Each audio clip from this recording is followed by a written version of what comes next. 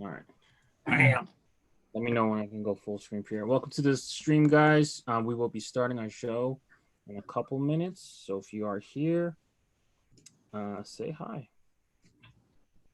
You good, Pierre? Hi.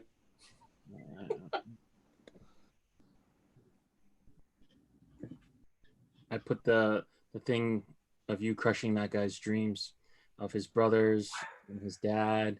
Yes! That you waited all day for a hat that he didn't know was dropping. I love it. Maybe I'm not familiar with that story.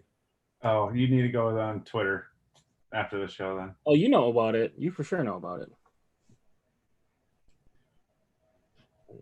I'm just gonna post a link in FHS. Oh, John, Chris K, Andrew, Zoe. They dropped the San Diego at 4 a.m. instead of 4 p.m. or whatever. And then the guy was bragging about scoring 6 of them. He was already selling them on IG.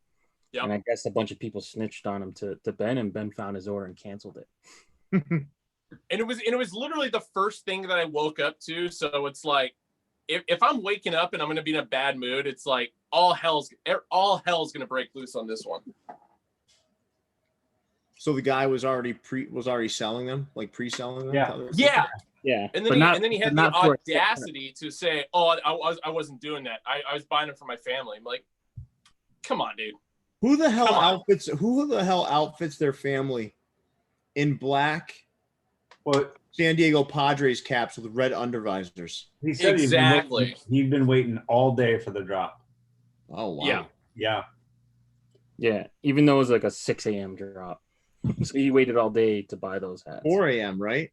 It was so it was 3:28 a.m. just because the shock drop time was supposed to be at 3:28 p.m. Oh yeah. But somebody had accidentally hit a.m. on that one.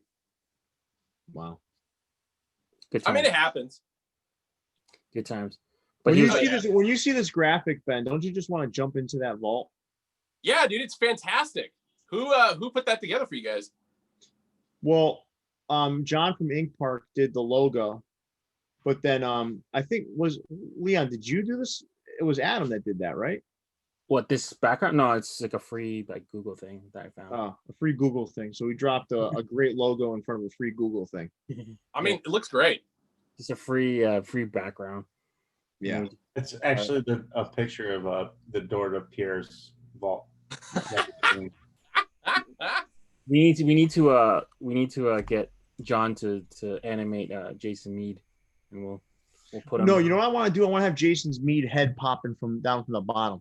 Yeah, or behind behind the vault, like looking out, peeking behind the door or something. Yeah, we could do that. Blowing a bubble. Always watching. All right, cool. You guys ready to get started? Let's do this. Hey guys, welcome to episode 17 of Views from the Vault. No, you know what I want to do? I want to have Jason's Mead head popping from down to the bottom. I'm hearing it. In case we needed a reminder. Yeah, echo going. But it's a week 17 from Views from the Vault. Your homie Leon. We're here with my co-hosts Pierre and Jason. Today we have a very special episode planned for you guys. Ben from Hatclub, also known as the Hatclub Twitter troll. He handles all you trolls online. He's going to go under the cap with us. Well, no, he would be called the Troll Slayer. The Troll Slayer. Yeah, Troll Slayer. Yeah, Troll Slayer. But if you guys don't know him, you're going to get to know him today. Big time collector. So take it away, Pierre. Huge. Well, Ben, what a pleasure to have you. But now we get to reverse the roles, right? So yeah, I love it. I love the vulnerability of this. Oh yeah, I want you to be extra vulnerable. So I want you to really open up, like a kind of bloom like a flower for us and our viewers, and kind of just let us into this wonderful world. Let my hair down a little bit, and yeah, let's do this. So we've dubbed you now. Well, Leon started off by calling you a troll, but we've now dubbed you the Troll Slayer. I think that's fitting. I think it is too. I mean, the funny thing was when I heard the troll aspect of it, my brain went through to Danny DeVito in The Nightman Cometh from It's Always Sunny in Philadelphia, and somehow it is altered into the Dayman. So I'm proud of that. the fact that you are referencing the show It's Always Sunny in Philadelphia now lends itself to the fact that you probably have a really twisted, sick sense of humor. Extremely. And then, not to mention, I do have an It's Always Sunny in Philadelphia themed tattoo on my body. So, I mean, it all kind of goes hand in hand. Interesting. I don't want to know where that tattoo is. So what we're going to do is we're going to, I want everyone to get to know you better. Cause I think everyone has certainly seen your personality via the Hat Club Twitter. You do the recap with Justin on Thursday nights, correct? Or absolutely. Thursday nights. And then, a lot of folks, you're out there and people know you in that sense, but I'd love it if you told us all a little bit about yourself, Ben, so we can we'll start there just in a general sense. Like, tell us about yourself. So I was born and raised in the Bay Area of California. Also lived in Southern California, Washington, Oregon, spent a little time in New York and Florida. So, I mean, that's the living background at least. But no, I mean, I think for me, a lot of the interpretation that a lot of people have, it's mixed because there's me on Twitter through the Hat Club account. Then there's my own personal account. And then there's the recap Benjamin, which is probably the more honest and open, and you really get to see my personality because, I mean, at the end of the day, like I'm extremely helpful as much as I possibly can be. I'm very friendly until somebody crosses the line, and then, my laser sights are set in because I don't go out of my way to be a jerk to anybody unless they're being a jerk back to me, because I feel like it's the whole, treat others how you want to be treated. And it's like, all right, if you're going to be a jerk, then apparently this is how we're going to do it. So I kind of live by that. Yeah. It's a good mantra. Yeah. Like Leon is always telling me to calm down. Is that weird? See, I never would tell that to you just because you're an East Coast guy. And especially during my time living on the East Coast, it's like, oh yeah, this is just kind of normal. So like, I would be the one that's out of line to be like, oh, hey, you're taking things a little too far, or calm down or something like that. It's funny. Leon tells me to calm down, and then he starts fucking doing the same shit. He's like, calm down, Pierre, calm down. And then like 3 minutes later, I see him doing it. It's interesting. I guess that's how the Toronto guys do it. They try to calm you down, and then they're like, all right, now it's my turn. But it's interesting. It's the Canadian way, man. They're gonna woo you with their soft friendliness, and then bam, the train comes. Yeah. Escape. Well, have you ever seen the guy that's ever trying to break up the fight and then he gets into the fight? That's usually That's Leon. Yeah. Excellent. Come on, guys, calm down. Come on, calm down. Then he starts taking swings. Yeah. Yep. Yeah. That's how you always got to kick a man in the ribs while they're down. Yeah. That's how you get the first punch in usually. You face it. Which is usually the cleanest punch of them all, by the way. Yes, sir. When Leon's pissed off, I kind of equate it to like a man who's just had his poutine stolen from him. Yeah, there you go. You don't steal a man's poutine, I'm a Canadian man's poutine. Yeah, well, that's true because I wouldn't care about the poutine. But so Ben, you grew up in the Bay Area, you said, right? Yep. So you're obviously a huge Oakland A's fan. So what other teams did you root for growing up? So Cal sports growing up was just kind of eh. For me, especially for basketball, the powerhouse was always, and in my opinion, in some ways, is still going to be UCLA. So my dad and I used to watch old UCLA basketball games back in the day. So during that time, because I was born in 83, you go through 85 through 87. That was when Reggie Miller was at the top of his game playing for the Bruins. So I made the jump into the NBA. Reggie Miller was a good-looking dude, too. He was a good-looking dude. Dude, skinny and tall and could shoot the lights out. So that's all you really needed.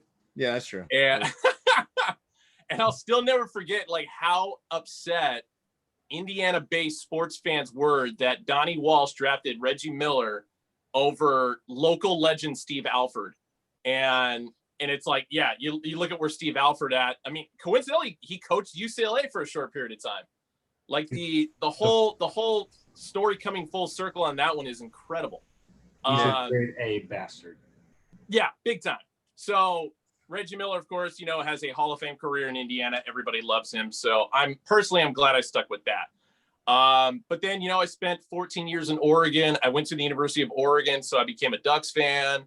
The Blazers became my side team just because I didn't really follow anybody in the West or really care for it. But when you live in an area for so long, you just kind of like warm up to them a little bit. And it was the post-jail Blazer era. So, I mean, dudes like Ruben Boomshay and Sebastian Telfair were kind of on the up and up. And so it's like, you know, I can kind of get behind this team.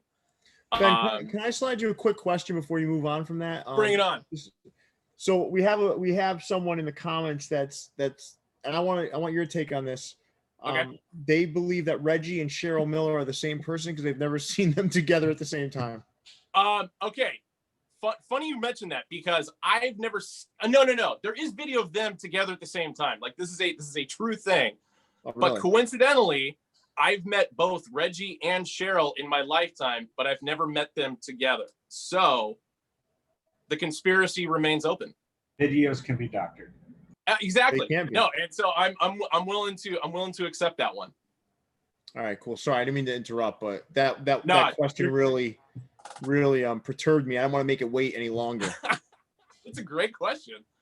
As far as like me being a Toronto Maple Leafs fan, that one just kind of came by happenstance. I think it had more to do with the fact that late 90s, they were definitely on the up and up. I was a big Ty Domi fan. Yeah. And so I'm just kind of ride or die with them, even though it's an absolute shame to follow them year after year after year. And then for football, I'm a Tampa Bay Buccaneers fan just because I grew up Mormon, and Steve Young, after the USFL collapse, he went to the Buccaneers, and you know, Steve Young is the light in the way of the sports world, as I like to say. So I stuck with him on that. I didn't really move with him over to the 49ers just because the rest of my family were all 49ers fans. So the creamsicle orange sucked me in, and I stuck with it. And now we got Tom Terrific and Gronk in the house. So you took my two boys, man, and now you got them. Man, I'm telling you, man, people better not be sleeping on Brady. Dude, and the fact that they got LaShawn McCoy out of it too is like the most surprising part about it. Because the run game was like the one thing offensively that was killing the Bucs for like the last few years. So, you know, outside of his personality quirks, I mean, the dude's still a great running back at the end of the day. So it's going to open up Tom or him on a lot of the offensive plays. And so it's like, all right, hopefully the defense can get it done and get a couple rings in the bag. Hopefully Gronk's been eating and lifting weights again because that dude got skinny. He was built like Reggie Miller. Yeah, he was. But I think a lot of it also was, I think mentally when he transitioned to being the 24/7 champion for WWE at WrestleMania, you know, getting into that wrestling physique while still big, but there's a lot more cardio involved with it. That's where I think his body frame kind of came from on that. That was a 3-second match. So what? What it's like, what even is the 24/7 belt? They're all 3-second matches. Well, can I be honest with you guys? It's fake anyway. So how dare you? It is scripted entertainment. Yes. It's not fake. So are soap operas. Exactly. Yeah, but there's still people getting slapped around in soap operas. True. Still get a little bit of water in the face, you know? Yeah. It's a dangerous trade. It is. So all right. So you're a Bucs fan. You know, you're looking forward to football season. You know, we got to go back again, though. What got you in the Hats? Was it this connection to sports? Yeah, it always was, because growing up, I played a lot of baseball, a lot of basketball, and a lot of soccer. And then baseball is obviously the one sport where the hat is part of the equipment, part of the uniform. But for me, I didn't really start getting into the mental aspect of collecting hats until about 1999. And the reason why for that is that was when I got my first job in baseball with the now defunct Bakersfield Blaze. I was their bat boy in 1999 and 2000. So at that time, they were a San Francisco Giants affiliate. So even though as a kid, I had like a couple A's snapbacks, being that's my team. When I finally moved into the fitted realm, the first hat was the Bakersfield Blaze game hat.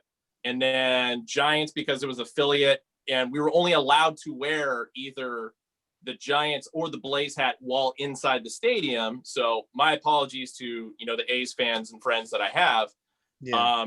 And then from there, transition to old 1980s Philadelphia Phillies, the Pinwheel Expos, and so on.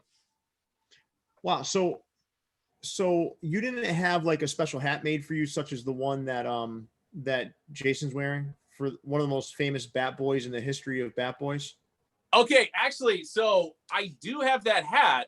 And the interesting story as far as like how it came to be that Hatclub made that hat was during one of the first years I was with Hatclub. So this was 2014, going into 2015. John Wynn, our lead designer / T800 John on Instagram, I harassed him about that hat for 3 years. Harassed. Like, I can't emphasize the word harassed enough, because I personally wanted that hat. And then sure enough, one day I get a photo in my text inbox from him, and he's just like, don't ever ask me for a hat again, essentially. Like, all right, cool. I'm happy with this now. So maybe we're going to get to the Crew Era 13 hat. So maybe that's why he hasn't done the Crew Era 13 hat, because he vowed to never make you another hat. That's a distinct possibility, but at the same time, he definitely broke that rule last year with those custom spring training hats that we dropped and then did the pre-orders for a couple months ago. Wow. So yeah, I mean, the that hat actually, one of my favorite pastimes, Ben, you'll like this because you're a troll slayer and you like to feed some trolls every now and then. So that hat, as soon as I saw that it was going to come back again, I posted mine for my old version just to get people fired up, and I put the new pin on it. Excellent. Just to kind of fire people up for you. So I warm them up for you. No, I sincerely appreciate that. For whatever reason, I didn't do the same thing, which I should have. And I'm willing to bet more of that was because of the constant explosion of messages that we get on the Twitter and the Instagram account that I have to roll through, that occasionally it's like, all right, all these well-laid plans of, jokes and, early posts and, trying to build up some excitement, just kind of goes out the window just because of the fact that I'm just so stressed out doing all that. So I commend you for that. So I'm going to continue to warm people up for you, Ben, if that's okay. But yeah. and then we'll all sit back and watch. But tell us about, Crew Era 13, right? So you had this unique opportunity. We've had a couple of, Leon, correct, and Jason, correct me if I'm wrong, but we've had Mike, no, I'm sorry. We've had Derek, who was one. We've had John Bear. Yep. And we've had, am I missing someone? Van Lee. Yep. I'm trying to think who we've had on the show already from Crew Era 13. Have you had Chris Cornello from Wisconsin on? Ricky Ruby? No, not yet. Oh, wow. I think those are the only folks that we've had on so far. Okay. Yeah, those. So I'm number 4. Yeah. Was James Hummel wasn't in there? No. Nope. All right. So those are the folks that we've had. Spike Leach was a part of it too, but he was the only one that didn't physically come. Oh, wow. Yeah. I think it's, I don't mean this insulting to him. I think it was just more, he had a fear of flying or some family issues or something like that. Oh, I got you. Okay. All right. Yeah. Gotcha. Well, which is totally understandable. People are afraid of airplanes. I hate flying on airplanes, but I still do it. So. Yeah, I don't like it either, but let's talk about something we do like. Yes. Which is this experience you had. Yeah. Tell us about that, man. So I'll start with the experience, then I'll kind of like show this bad boy off. Mm-hmm. So the experience was crazy because in 2013, I had just come off probably one of the most crushing defeats in my life of getting fired from a dream position with Major League Baseball that I'd basically been fighting for my entire life.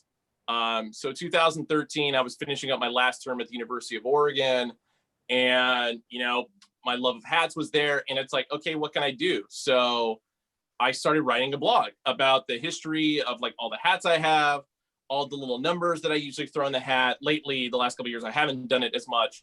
And it really took off. And to the point where like New Era, saw what I was doing. I'd already been doing some kind of promo work with them while I was living and working in New York. So they hit me up randomly in the same way of everybody else. Like, hey, you're a big hat collector. We're doing this thing. We totally like to invite you out. And I was like, okay, I thought it was strange. And John Beer and I had just kind of started speaking to each other or knowing of each other like a month prior. So needless to say, like he and I texted each other like immediately after receiving this email. And they're like, did you get one of these too? And like, yeah. Like, okay, well, I guess it's not BS. So it's like, I guess we're doing this. And New Era flew, I think it was 9 of us out, but it was supposed to be 10, including Gary, who's Spike Leach. And it gave us a tour of the of headquarters on Delaware Street in Buffalo. Took us on a tour of the factory, which, unfortunately has closed down over the last year and a half out in Derby. And, we got to design our own hats and, basically just be, kings for a day per se. Till this day, like I'm still incredibly grateful for that opportunity. And I think if anything, that was kind of like the starting point for me to like really see how much larger the cap community has come from like then of like, just kind of knowing about there's other hat collectors out there to, now the apex of like, oh my God, there's like all these forums like Fitted Hat Society, and then the Crew Era 13 thing, kind of spawned a little bit of it and et cetera. And it was absolutely wonderful. And I'm very happy for everybody else who I've met along the way. That's also a huge cap collector like myself. So you want to show us what you made? Of course. So at the time, I was doing a little bit of work for the Eugene Emeralds in Eugene, Oregon.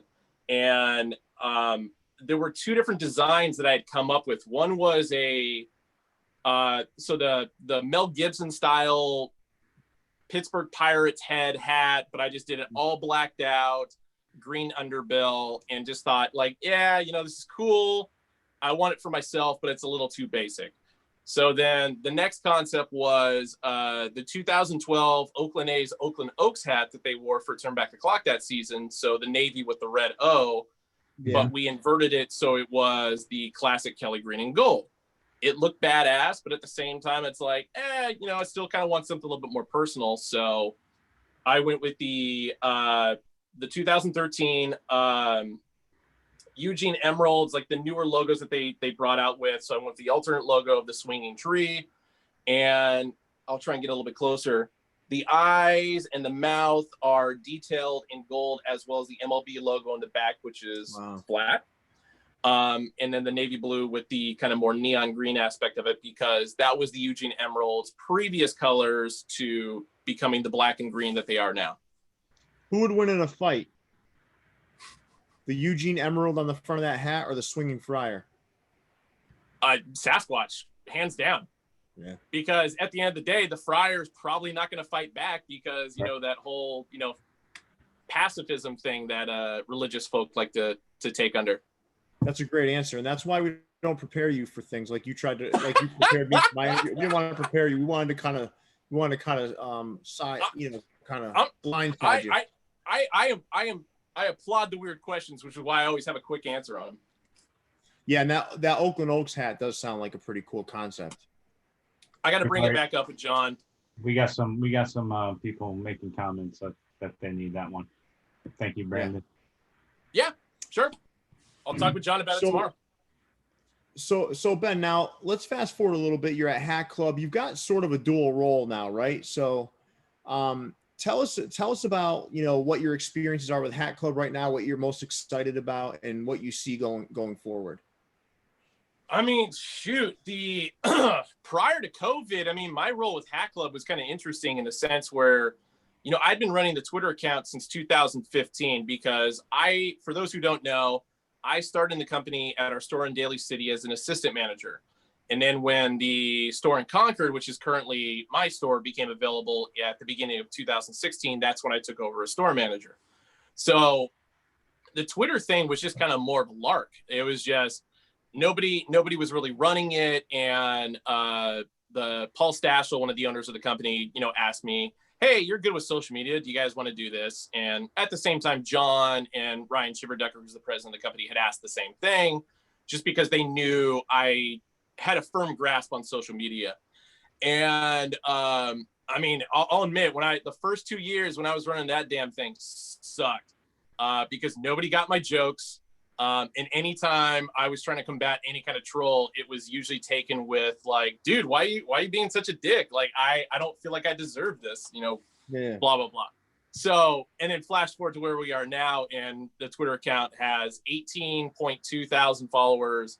And when I took over, we barely had 3,900 followers. So it took a while, but thank God we're there.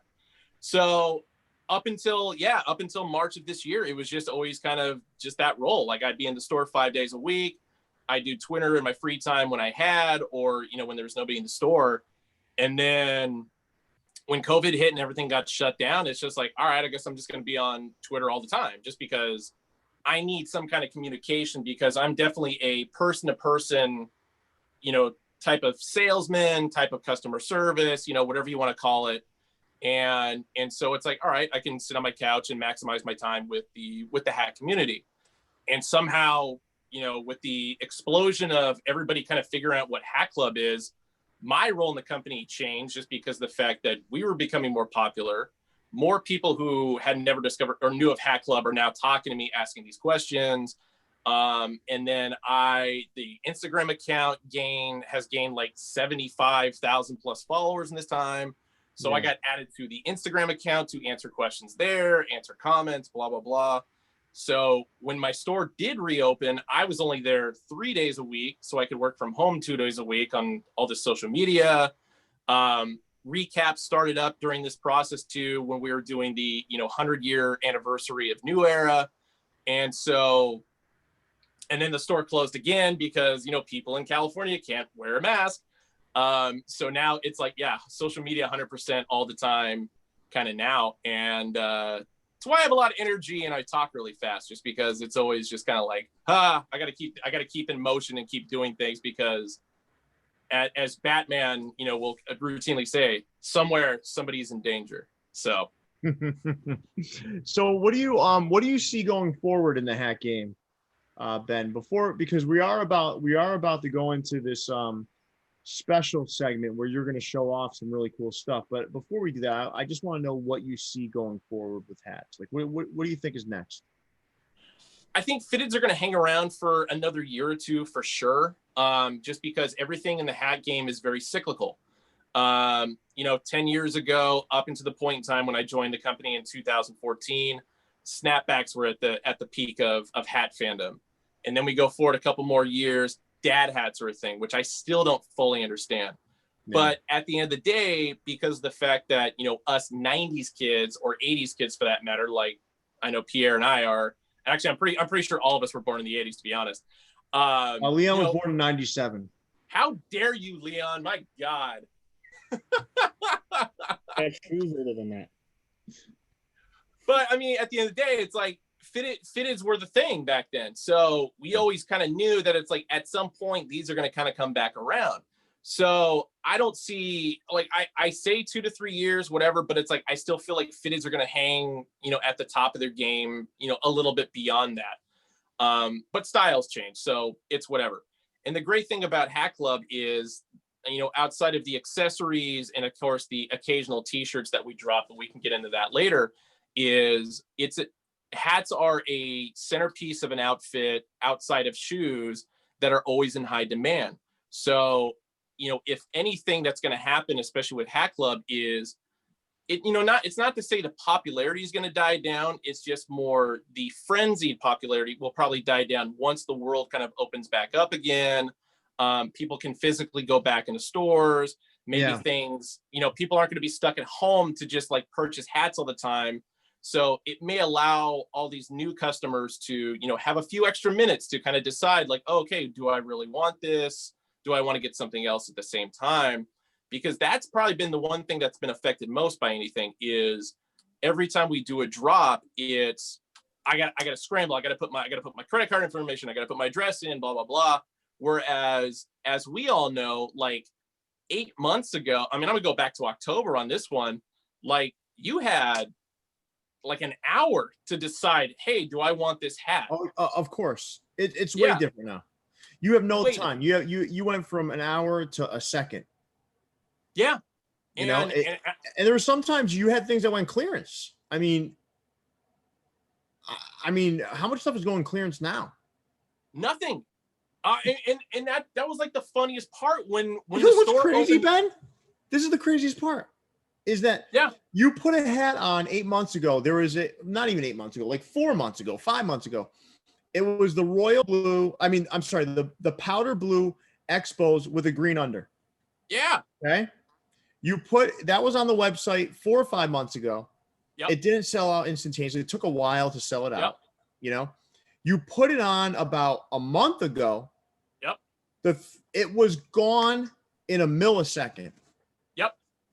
And you put it back out today, and it was gone. Exactly. Again. And me being the dumbass I am, bought it for a second time.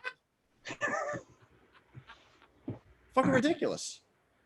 And we sold it out with I didn't even mention anything on social media about that, but somehow people found it and it's just like gone. Yep.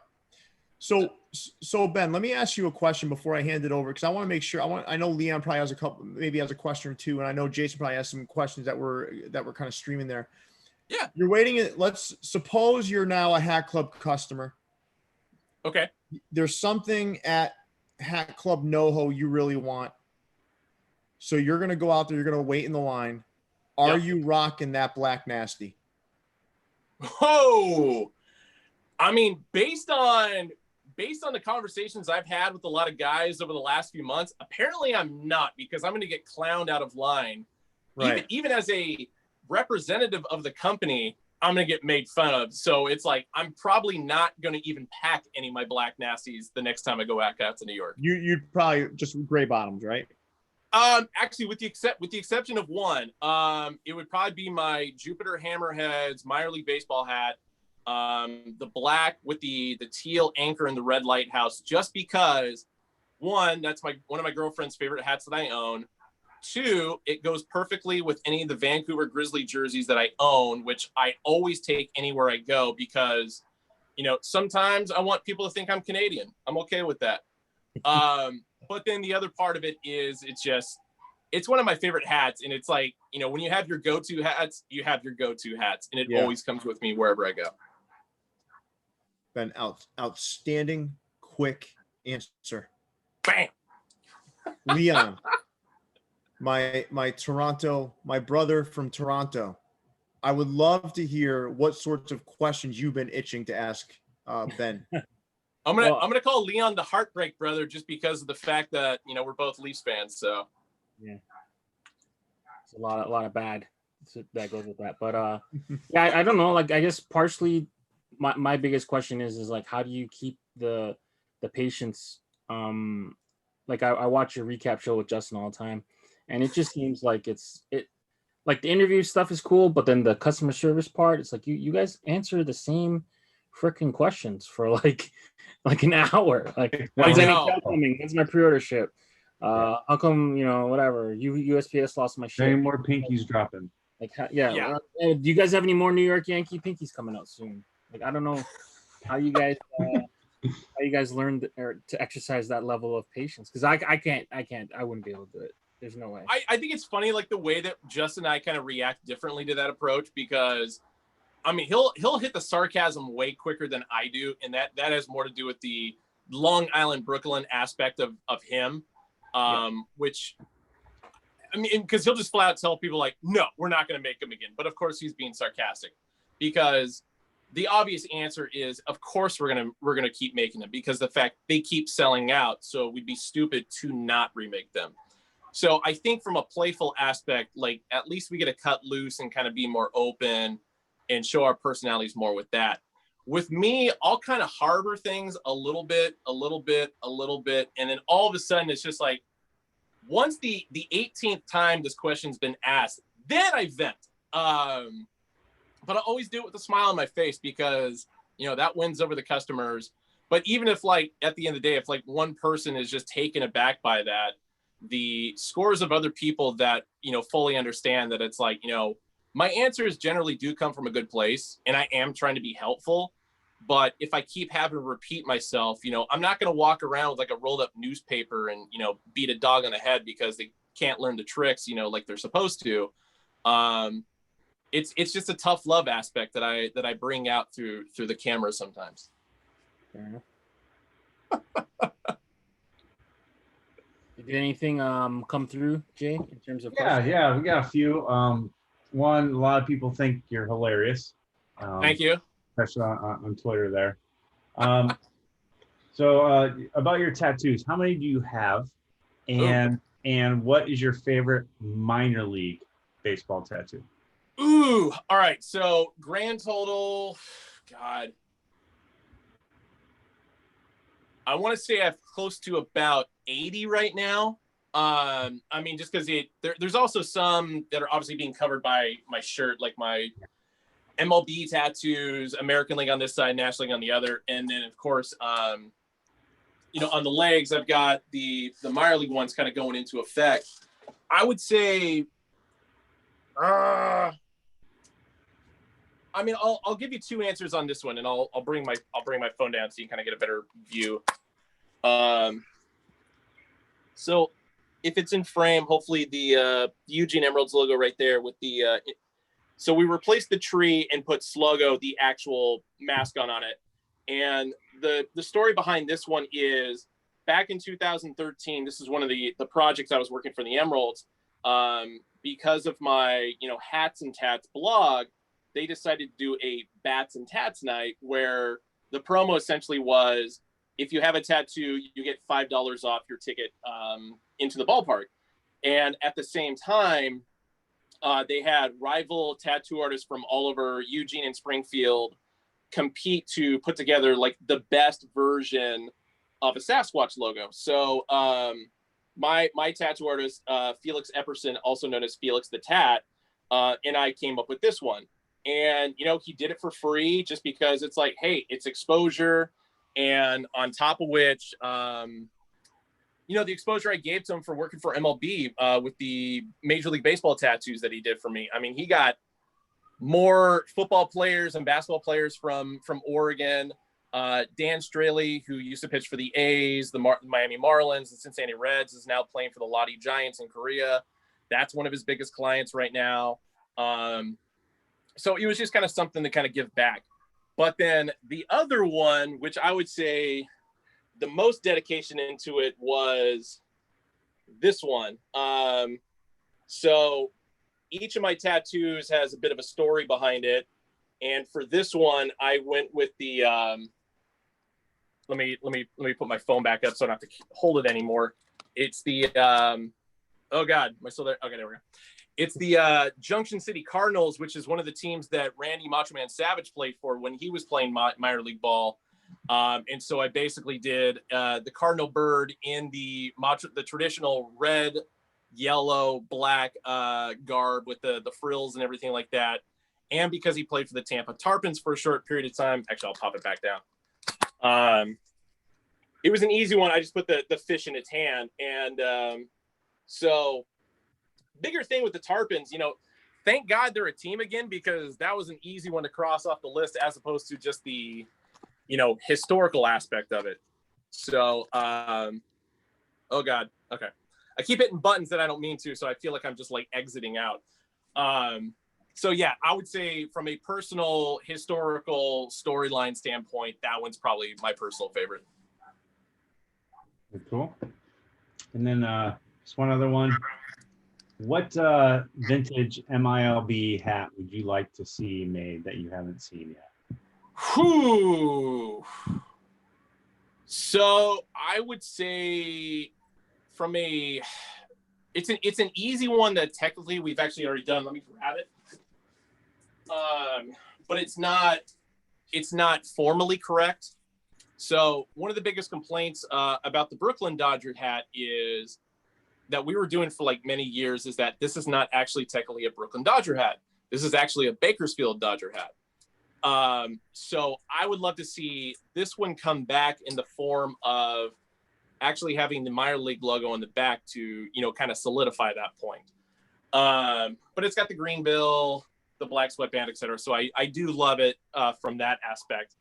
As far as any other minor league one, I can't think of any off the top of my head, because all the crazy ones that I had always wanted all my life, especially when I really started getting into hat collecting, like we've done. Okay. So it just becomes more of a matter of, recycling some old ones, like the old Modesto A's with the elephant on it, so other people can get it that may have missed out. Yeah. One of the bigger ones that I was kind of after was the Kinston Indian, the K with the red Indian with the bow and arrow. As racist as it is, it was definitely one that I wanted to add to my collection. So when we were able to do that entire line of those, at least I was able to add those to my collection, despite the fact that I don't wear it that much for its racist connotation. I don't know. That's kind of it for me. I'd have to go back through the catalog and figure out, like, okay, which ones have we not done yet that, we can just kind of surprise everybody with. Well, there's some questions from Davey too. I see kind of popping through. Davey. Yeah, I think she's being a little sarcastic, but we'll go through. Do you have a Phoenix Mercury jersey? No, and it's not because I don't want one. It's because so all the basketball jerseys I collect are all Champion brand ones. So back in the day, Champion did used to make all the WNBA jerseys. The only problem with them now is the fact that I have yet to find my size in a Phoenix Mercury jersey. However, the one WNBA jersey I want more than any other one is a Jackie Styles Portland Fire jersey, which they only made for 2 seasons. So if I can find that one first, then I will start knocking off all the other teams. All right. And then do you sleep in jerseys? and would you make a recap or a Shakabrodie jersey? No, I don't sleep in the jerseys. Just because, especially now that it's hot and it gets sweaty, basketball sweaty. I don't want to ruin them. I'm very careful and delicate, even though I wear them all the time. Like I'm really fiendish about the way that I wash them. Like I have to be very specific about that too. Would I wear a softener? What's that? No fabric softener, Ben? No, I mean it's literally cold wash inside out, delicate wash with a little bit of like sheer dark, just because most of the jerseys I have are darker, so I want to keep the colors good. And then you got to hang it up to dry. You don't want to throw it in the dryer because that's what will cause all the cracking and fading on the lettering. Well, that was thorough. Extremely thorough. But no, if as far as a Shakabrodie jersey, I probably should do that. I've got enough blanks just kind of sitting around, and I don't know what to do with most of them. So, yeah, it might be something I have to look into. I'm not that. You should make one special for Davey because she's obviously the head of your fan club. Yeah, that's a valid point. All these questions. Personally, I feel like Davey is more in the throes of the customer service and especially linking with the high rollers more so than I am. So I always consider Davey at much higher on the food chain than I am. Oh, okay. Davey's the best. I'll put it that way. And you're a modest man, Ben. That's why we love you. I was gonna say, and that's the other part of the question about the Shakabrodie jersey is just like I'm not that arrogant. I may come off as that sometimes, but at the end of the day, it's like no, I'm incredibly humble and modest about everything, and I will give other people credit more so than I'll ever give credit for myself. Well, I think what better segue than that to transition into you showing off. Showing off. There we go. Are you ready to show us some jersey hat combos that you're most excited about? Yeah, I got there's obviously the Gary Payton with the Oakland A's that I've got rocking right now, just because one, the colors match, but two, if you're gonna rock a guy from Oakland, you better be rocking an Oakland hat on top of which too. So if Gary Payton back when what year did the Sonics play the Bulls in the finals? That would have been 96. So in 96, do you believe if Gary Payton was covering Michael Jordan that entire series, as Gary Payton said, the Sonics would have actually won that series? Absolutely. Wow. I mean, the way I kind of look back on it, and as far as like the Bulls that did the repeat of the three-peat, the Bulls had a much deeper bench than the Sonics did. Because, realistically, who did the Sonics have coming off the bench back in 96? Frank Brakowski, not Eldon Campbell, but Irvin Johnson, not Magic Johnson, Irvin Johnson. Called ERVIN. Yeah. So like the starting five that the Sonics had back then of, Schrempf, McMillan, Kemp, Payton, Hersey Hawkins, hands down a great squad, but it's like, if you have no complementary players to kind of go in there for a championship game, it's like, well, you're not going to take down the Bulls that have like all these, top tier players, maybe in a couple of cases at the twilight of their careers, but are, still producing for Phil Jackson, the triangle offense. So, yeah. Well, I don't even know what your answer was there, Ben. Would the Sonics have beaten the Bulls if Gary Payton covered Michael Jordan the entire series? God, no. Thank you. That's what I thought. I thought you were saying no. I mean, you said yes at first. I'll be perfectly honest about that. I think the best example of that is that we see in a player nowadays. I mean, some people would say Steph Curry, some would say Kawhi Leonard. I personally stick with Damian Lillard because you can throw a double coverage on that man. You can go man to man on him. You can run any kind of a zone defense on him. Yeah. And he's going to bomb him out from 36 feet, and he's still going to make him. Like, there's no way of covering. And then even if you do, hey, guess what? He's got an open Yusuf Nurkic down low that he's just going to shotgun it down to for an easy 2 points. So, well, I'll leave you with this. I'm taking Kawhi over any of those players. That's fair enough. As a deeper Indiana Pacers fan than a Portland Trailblazers fan, nothing brings me more angst and anger than Larry Bird trading Kawhi Leonard to the Spurs for George Hill and a player to be named later. On draft night. Well, Ben, this was exciting, but now we got to get into jerseys. I'm the one who's kind of taken us off this beaten path. So let's do it.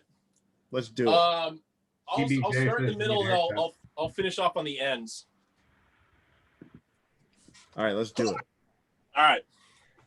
So the greater thing about these compared to where a lot of people would think like, okay, this is where you're going to partner up or, pair the two together is and this is another reason why I love minor league hats is because the minor leagues have more freedom to work with colors and logos, etc., than the major leagues do. Mm. So prime example, Charlotte Hornets, pinstripe, Baron Davis. Until we busted out this old school Charlotte's Knights hats, I had like nothing that could go with this jersey. Mm-hmm. So props to John on pulling this one out, which I personally feel like he brought out just because he knew I would buy it to go with these jerseys. What a team player. Exactly. This one's a little bit easier to go with, but once again, I keep wearing the same hats over and over. The Ronnie Cycli pinstripe Orlando Magic. Ronnie Cycli. I mean, I'm not big on Syracuse guys, but I got a soft spot in my heart for DJ Ronnie Cycli. That was that's a big son of a bitch too. I know, and for the amount of teams that he played for, it's surprising because he was always like a decent defender / scorer. Right. When I think of Cycli, I think of the Miami Heat. More times than none, most people do. A lot of people think of the Warriors. I'll be honest, it was much easier to find an Orlando Magic Ronnie Cycli than it was to find any of the other teams that he played for. Gotcha. But I go with the Peking Alien Area Las Vegas 51s hat colorway, but more importantly, it's a pretty boss ass logo. Here's one of the biggest pains in my ass jerseys that it took me to acquire. The Popeye Jones Dallas Mavericks, which took me, a solid 20 years to track down because prior to John Morant, Popeye Jones was like really the only legitimate dude to come out of Murray State and, dominate for a couple of years in the NBA. I'm not going to say like dominate everybody, but I mean, hang around and, at least have some longevity. So the Waterloo Diamonds, another one, just because colors kind of go with it. Mm-hmm. I would have preferred the two-tone version that we did, but hey, I'm not that greedy about it.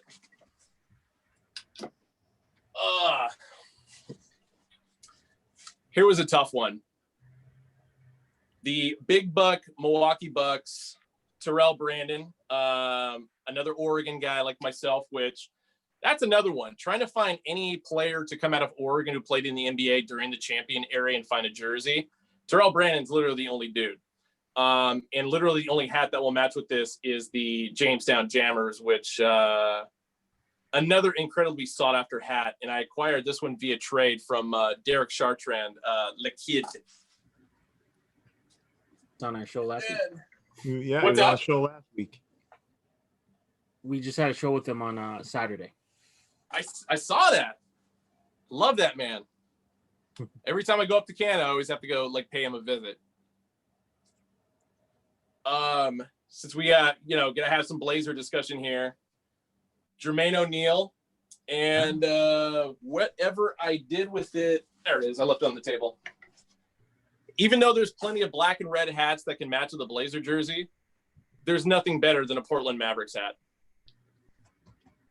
And this one, I'll admit, is actually not the Hatclub version. This is the one the Hillsborough Hops brought out a couple years ago in the wake of the popularity of the documentary on Netflix, The Battered Bastards of Baseball, which, in my opinion, top 5 sports documentary of all time.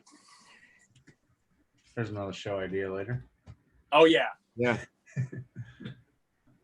And then finally, probably one of the crown jewels of my collection is the 1996 Reggie Miller NBA All-Star Game jersey.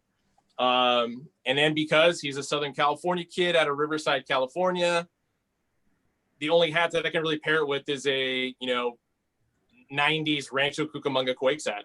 The teal may be off like a hair, but not by much. But, I always try to keep, the team, obviously the color closeness together, but then also there's got to be a little bit of backstory that kind of goes in with the players. Where are they from, what college they go to, etc. So, I mean, it's a complete storyline in my outfits. Yes. Well, you're telling quite the story right now, Ben. Those are some high-level combo wombos. Yeah. So, Thank you. So I've got like another 400 I can go with, but I don't think you guys have that much time.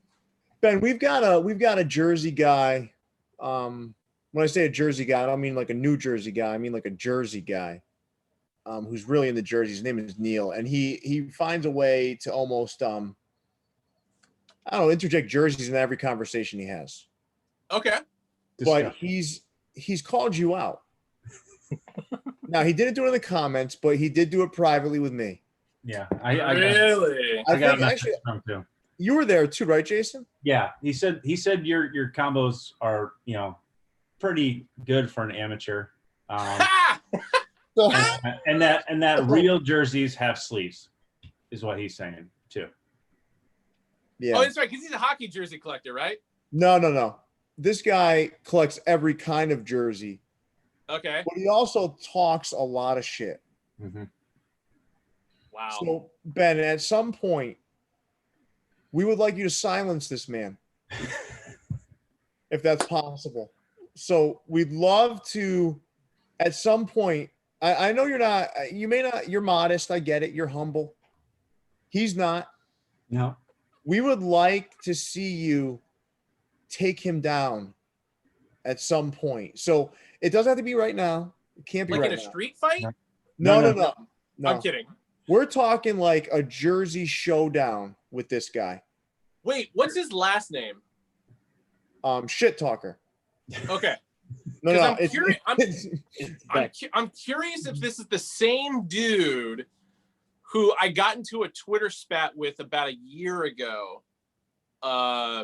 It was like similar circumstances where like I was just talking about my basketball jerseys, like not to anybody directly. I was just like, somebody had asked me, it's like, oh, hey, I'm curious about your collection. And then somehow this son of a bitch, interjected himself in the conversation. And Ben, it wasn't him. Okay, all right.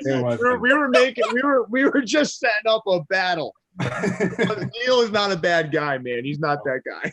Okay, good. We're going down a road, and I don't want Neil to be scared. Like it wasn't Neil wanted. But Ben, let's end with a story before we go into the weekend caps. Okay. Yeah.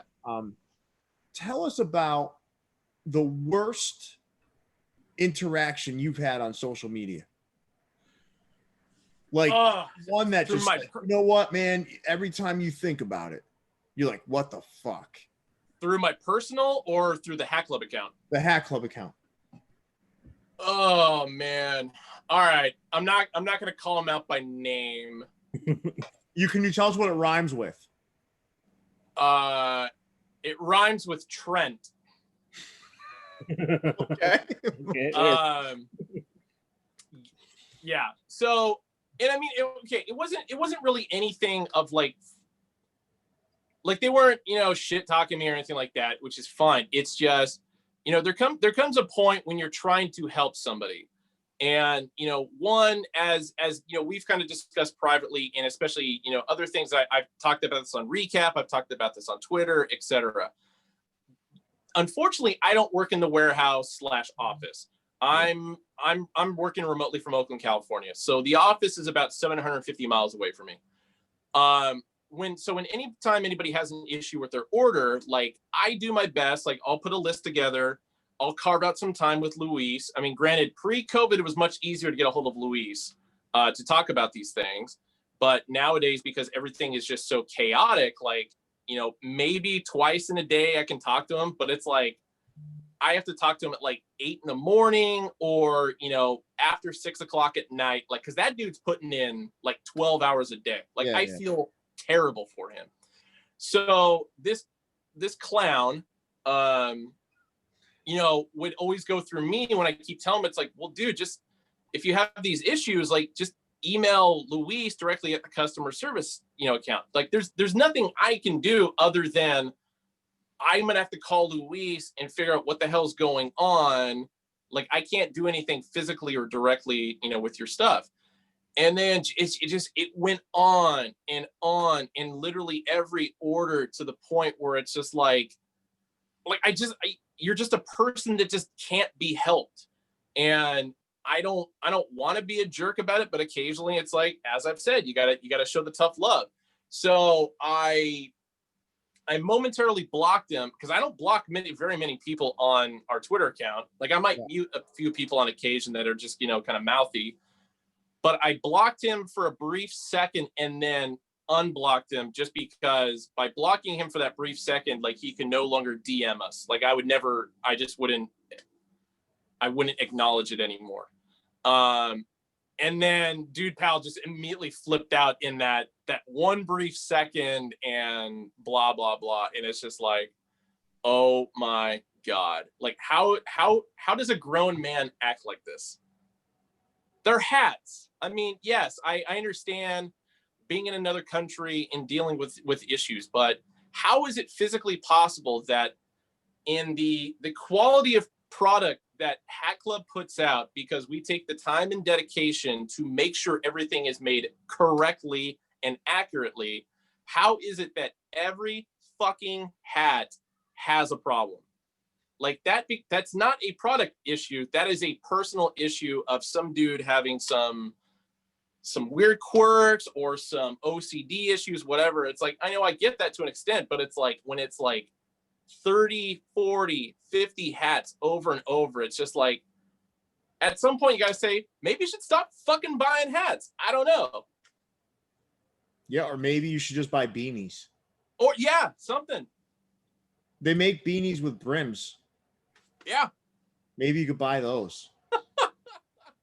Ben, thank you, man. That was so you had a bad interaction with Trent Boyd. So what we're gonna do now is we're gonna move on to to the week in review. And Ben, this is where we really cut loose. This is like party time here on Views from the Vault. This is where Leon takes over. He drops the disco ball. Starts foaming up and we just have some fun. Yep. Excellent. Oh, I'm here for it. Yeah, one more question came up, Ben. Bring it on. Justin F. guy. He wants to know when we're getting more NHL hats. First off, fuck that guy for that question. And second of all, never be, well, okay, I can't say never. If the point in time comes when the Adidas and Fanatics lose the contract rights to the NHL and New Era decides, hey, you know what, we're going to start making NHL hats again, Then we're going to carry NHL hats again.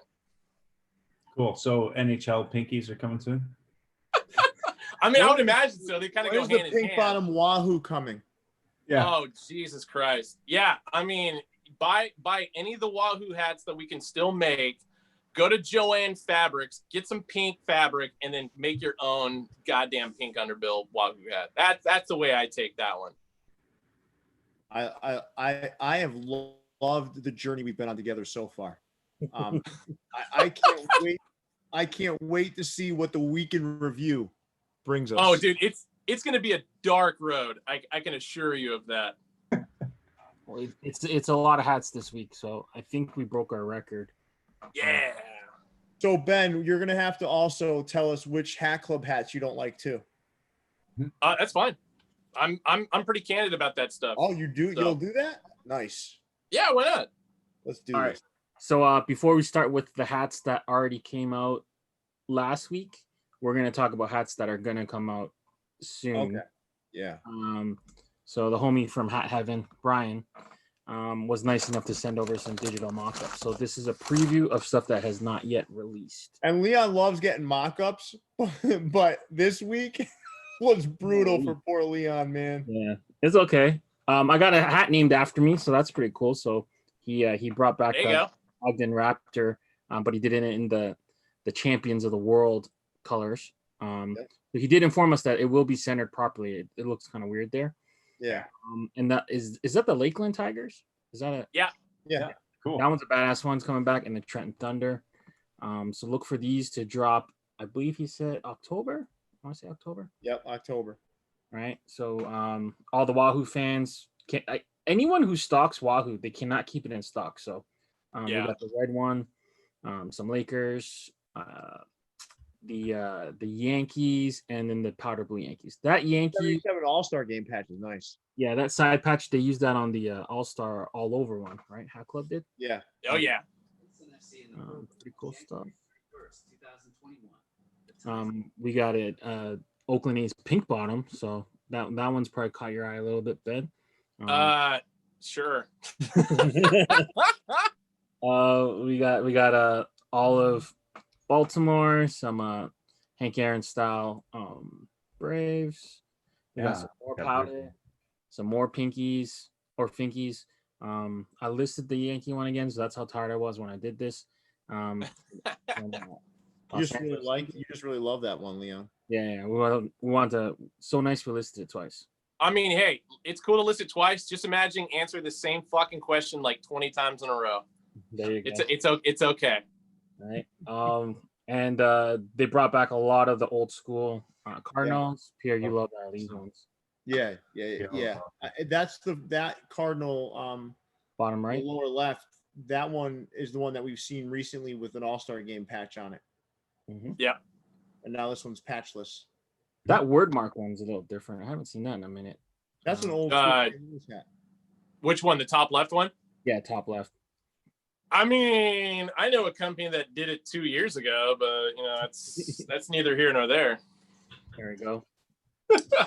Speaking of that company, let's talk about what Hatclub did. Bunch of jerks.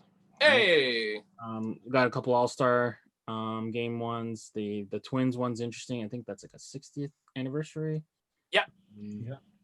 These ones are kind of good. Minor League Monday. So you guys are pretty much doing Minor League Monday for the next, I think, 7, maybe 6 more weeks. Yeah, I mean, we had a little bit of a flub this week just because of the new release site, not working the way we wanted to last Friday. So we had to postpone this week's Minor League Money to Tuesday, but next Monday we'll get back on it. And one thing I actually want to bring up, just because we have the Eugene Emerald Trackdown one right there, I, of course, bought it. And for anybody who has a complaint about Hatclub not shipping their hats out in a timely fashion, my ass is still waiting for that hat. So, Shibuya. Come on, Luis. Shit is shit, man. Right. And our resident, I guess, minor league expert would be Jason Mead. So, Jason, what are some of the highlights you see out of this? So yeah, I like the mint juleps on the black. I think the colors really pop on that one. The original Louisville Bats version of that was even too pastel-y for me. But I like the way it looks on the black. The asparagus, and basically the same one as the team did, but without the white front panels. And then a cool little alternative colorway there for the Rocky Mountain Vibes s'mores. Yeah. Yeah. Mm-hmm. Like that one. And do all these come with that mariachi pin? Only for Copas. Only the Copa hats. And then for anybody who doesn't get their pins, let me know, because now we've actually fixed this. So it used to be you're kind of screwed if you didn't get your pin, but now we actually have a different format or shipping system set in place. So if anybody doesn't get their pin, let us know, because then we could just print off a small shipping label, throw the pin in an envelope, and get it out. And it's like 80 cents. And it's not going to be any cost to the customer because you've clearly already paid for it. So no more missing pins. Nice. Okay. You might get a lot of requests, though. A lot of phantom pins. Yeah. I don't know if you want to open up Pandora's box, but anyway, I think these were the highlight of the weekend. These dropped Saturday, I believe. Yeah. Kind of frosty, icy blues. I haven't really seen any icy blues done better than this. The Cardinals and the D-backs really, really stand out. And this launched with, I guess, the pre-order for the T-shirt. So hopefully you guys are grabbing the T-shirt, the one that Pierre is so sexually modeling for us right now. The icy blue. Sextra. Fancy. I will say these icy blues were incredible. Yeah. The only ones that I would put up against this would be the Phillies ones. Yeah. And a little bit of silver hidden in it, right? The front logo silver. Yep. On what, the Diamondbacks? No, the San Fran. No, San Fran's got a white logo. Yeah, white front on that one, or white logo on that one. Yeah. All right, but either way, good job, Jess and John, killing it. Oh yeah, fantastic. And then the Braves one's pretty damn cool too, I would say, with the 95. Yep. Some pink lemonades. So I think the Boston one, did that one come out today or was it yesterday? That was yesterday. Yeah, that one's a instant hit. Pierre talked me into getting that one, and then it was the LA and the New York. They're not pictured here. I was having trouble with the pictures, but those ones were pink logo at the front, so that was a little bit different. Those ones went right away. And then this one, funny story, dropped this morning, and Ben the Troll Slayer ended up canceling. I guess one of those awesome kind of customers who grabbed 7 and then tried to brag about it and tried to resell them for highest offer. But I thought that was hilarious. That was a good entertainment for my morning. Well, he was outfitting his entire family and his two dogs with San Diego Red Bottoms. Unreal. And it's like, if he had not have said anything, I wouldn't have even known, because it was so early in the morning. And it's like, I hadn't even gone through any of the orders yet. I probably just been like, okay, whatever, It's a bunch of hats got sold, etc. But it's just like the fact that the dude was so arrogant about it. It's like, well, now I'm gonna have to teach you a lesson. Yeah, I think reseller tip 101: make sure you don't start reselling the hat until you get a shipping confirmation. I think that's, oh my god. Well, there'll be some money going back and forth in PayPal. Yeah. Oh yeah. Always. Why negotiate before the freaking thing is shipped? I will never know. But shout out to Hatclub reseller number 12. That's a good looking hat. Mm-hmm. Yeah, it's very cool. I like the split color with the white and the red. I love anytime you do that to the San Diego logo. But a friend of the show, Dankadelic, he had his hat drop and then hit last week. That was pretty cool. Mr. Dionic Danny dropped. Is this the third of the 3, or is it second of the 3? Second of the 3-pack. Second of the 3, yeah. Yeah, so he's got like a Halloween trilogy based around the Ghostbusters movie that was supposed to come out. So this one went really, really quick. Didn't even have to look. Did this one hit pre-order? No, right? Not yet. I don't know if we're going to necessarily, but I mean, and that's probably another thing I should bring up as well is, I don't have any say in the pre-orders. So for anybody who tweets us or Instagrams us about, hey, you guys should do a pre-order on this, it's like, it's up to the office. The guys reading these, I mean, outside of John on Instagram on a few posts, like, I don't have any say in this. So sorry. Yeah. I'm sure it's based on stats, like how quick it goes. Yeah. There's a lot that goes more into it than just, you know, how fast a hat sells out. Yeah, I can see that. Maybe you might do it when all three drop. Maybe. Yeah, I mean, I could realistically see that. Or like in the case of the Icy Blues that dropped this last week, we still have other teams that we haven't dropped yet. Wink, wink. So that's why we haven't done a pre-order for those yet. Let's see. Some leftover, I guess not leftover, but like different takes on the green eggs and ham. Yeah, that's probably a better way of saying it. The original Blue Jay one came with a lot of like hot pinks and different colors. This is like the more standard style of a logo. I had to jump on this one, and then the LA one. I didn't grab the original one with the red outline, so I ended up grabbing this one as well. So that one's a pretty cool kind of patch there. Pierre, do you have a preference for the 75th? Do you like it with the pink outline or the red accents? The red. The red? Okay. I just looked at it before the show because I have both of them. I like the red one better. Yeah. Sticks out better. Yeah, it's bolder.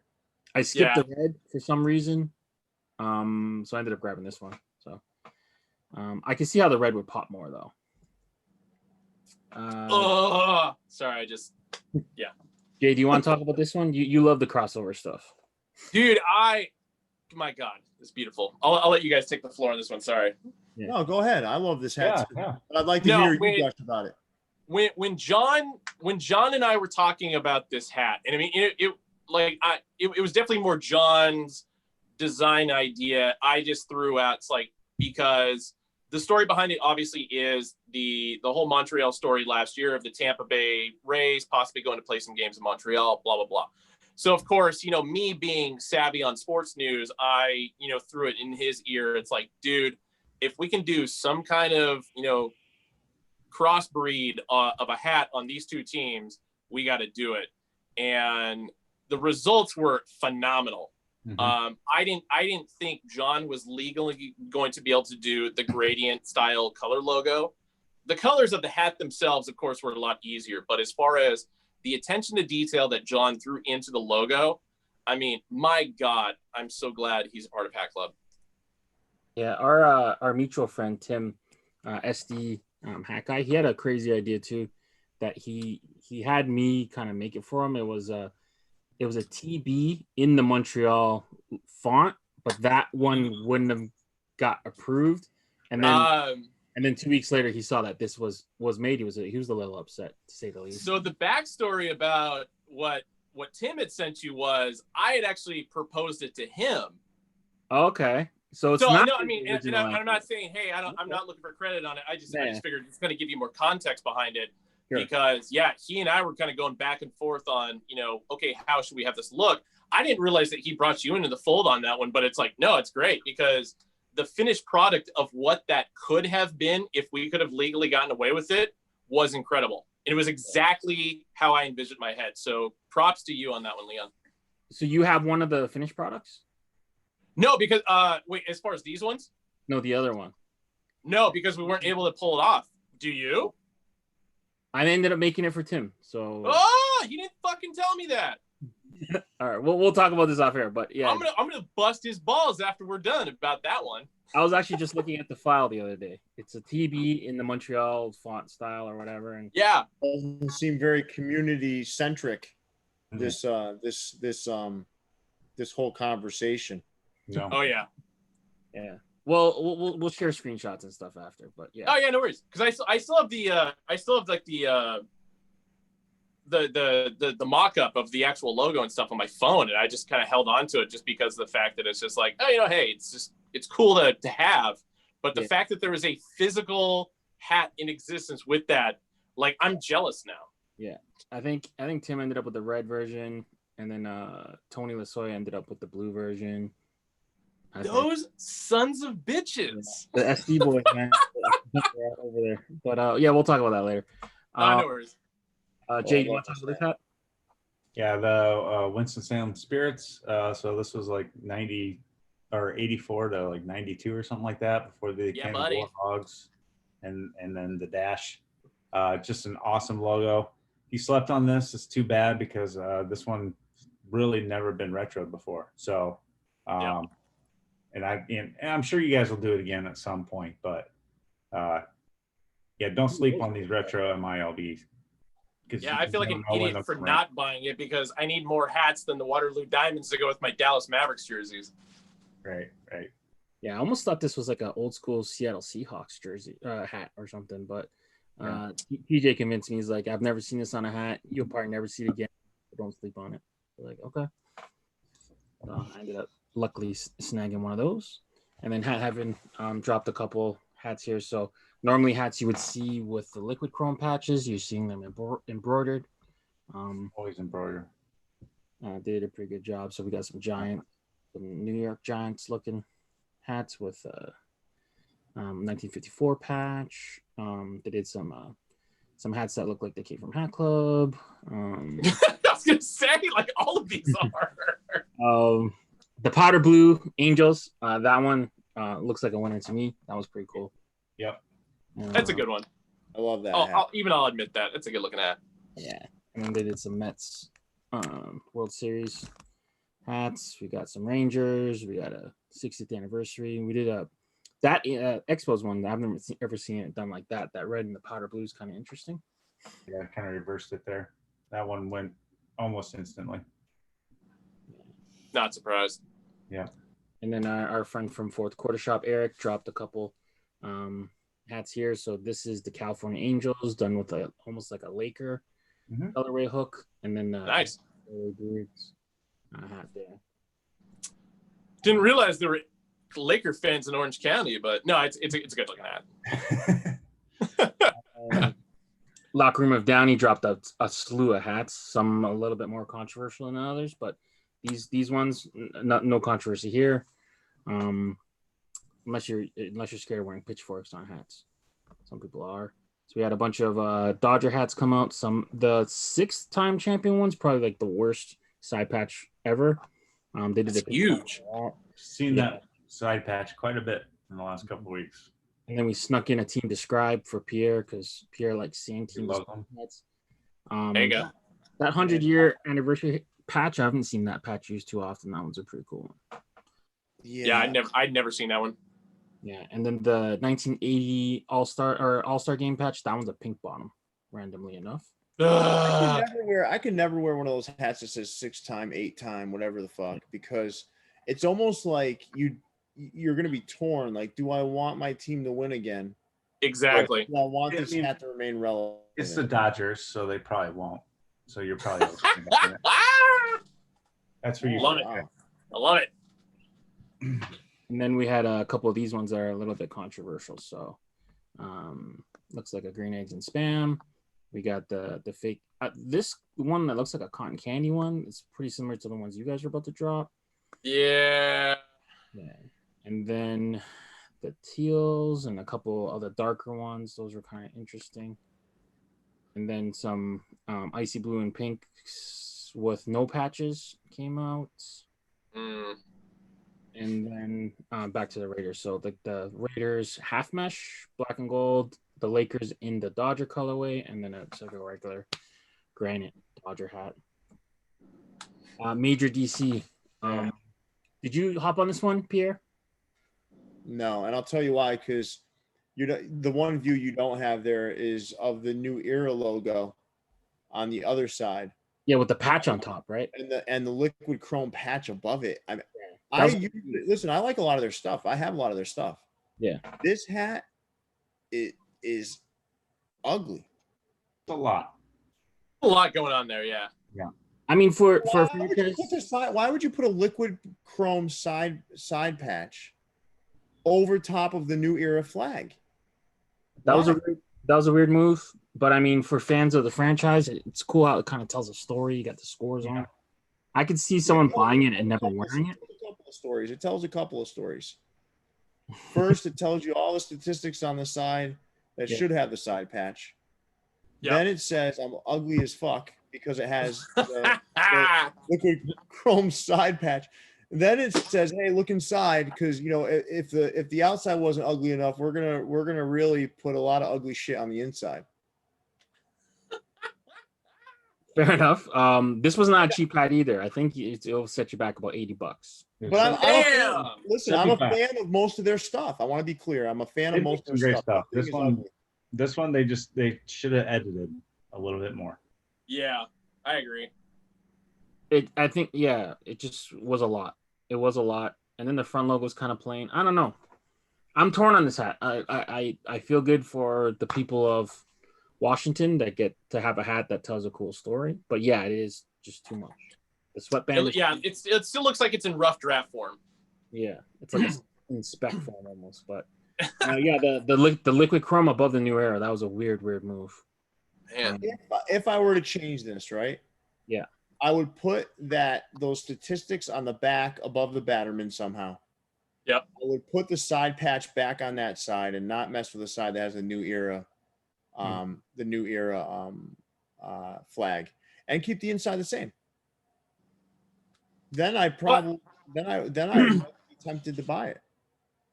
Here's another addition to that. As far as if you're going to use the interior panels, and I'm not trying to hype Hat Club on this, because obviously we've done this before. Like, use the whole panel. Don't just use this weird portion of the bottom of it. Use the entire panel to kind of encapsulate. Don't have all this dead space on the inside.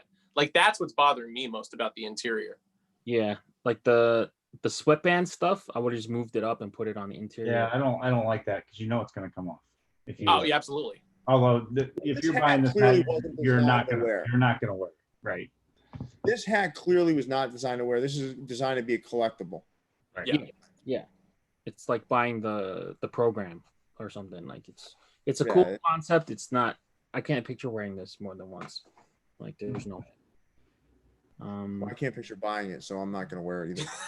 There you go. And then the Blue Store finally came out with some stuff. They got the NBA playoff hats in. So that's the first time we've seen them drop something in a while. Yeah, jeez. Sorry. Oh, lids. I kind of forgot they existed for a bit. Yeah, I was kind of tripping out when I saw them in the package that Jay sent over. I'm like, what, lids? Okay, cool. And then Dave East had a drop early this morning. He was teasing these hats as early as April of this year, but I guess COVID stopped that a little bit. But he was teasing these on his live back in April. So he had about 7 hats that dropped.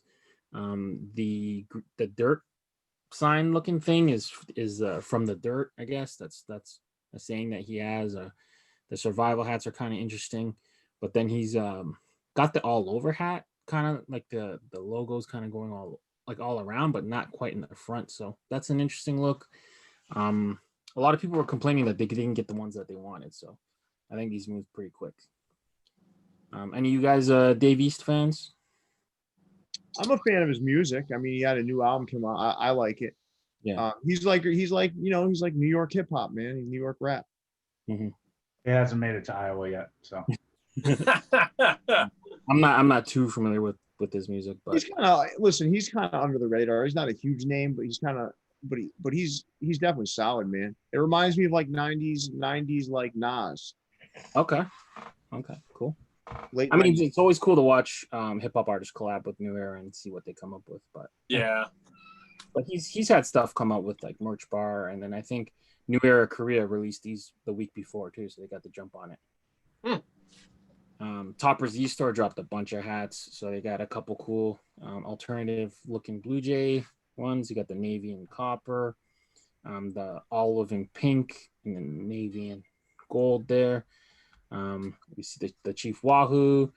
The Pirates hat is really good, but they ruined it with a Cooperstown side patch. I wish they could do that.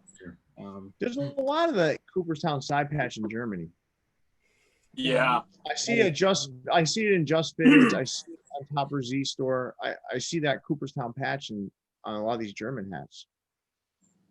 Yeah, I don't know. I don't know why they did it, but that Pirates hat's looking good. They re-released a bunch of palm trees. The purple one wasn't behaving. So there is a purple one in this drop as well. Couple alternate logos, I guess, for the Braves, and then the Astros. You very rarely see the word mark like that, so that was kind of cool. And then the black and gold Angels. That's a different kind of take on that one. It also has that exact same logo on the back too. That's what's kind of weird about that one. For the Really? Oh. Yeah, the Angels. There's like a double logo one. These dudes ship fast. They do. And they're in Austria, right? Yep. Wow. I mean, I'll admit, like the Angels concept, I love it. I mean, if there are very few teams where it's like, all right, if you're going to do minimal color with something, it has to be something that's not necessarily attached to the logo or something that's like it's easy to identify it. So yeah, anything Angels where it's like, okay, all we're going to do is black out everything, add the gold logo. Beautiful. Yeah. It's a cool. But the fact they added the same thing on the back, like that kills me. Yeah, it's a weird move. Is the halo gold at the back too, Jay? Yeah, it's the exact same logo on the back. God. A weird move. Come on, Austria. That's on. It is on. These ones are a little loud for me. So we got the Not for me. You like these ones, Jay? Yeah, I ordered that Orioles one. Attaboy. Yep. That was kind of crazy. I don't know what would tie them to those look like Ravens colors. Yeah, the Ravens don't use yellow though. I don't know. I just think it's a cool hat. I don't care what the tie is. I like the colors. There you go. And I like that Orioles logo. My second favorite one behind the goofy bird. Thank you on the goofy bird.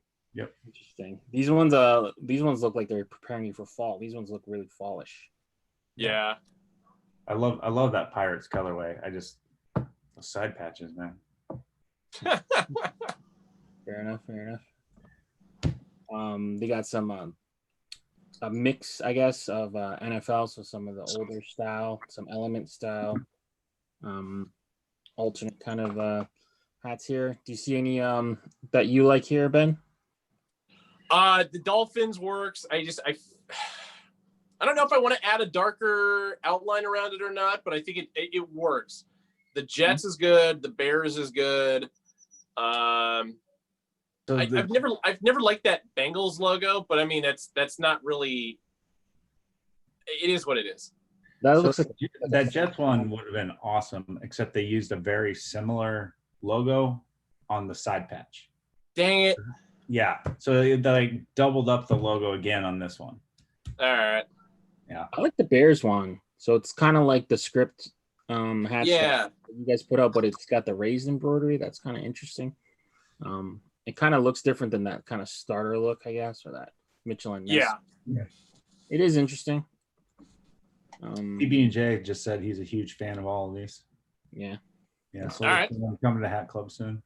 There you go. Then they got some. I mean, yeah, we might as well take from somebody at some point. We can probably get these SKU numbers off these things, or yeah. There we go. That's how you play a game now, I guess. See what else. If they're gonna do the homework for you, may as well. No, exactly. That Broncos one's kind of cool. It's got the Colorado State flag. I bought that one, Leon. Oh, you did buy that one? Yeah, I was waiting to see what you said about it before I shared that I bought it. That's a solid purchase right there. I like it. I just like it. There's something about it I like.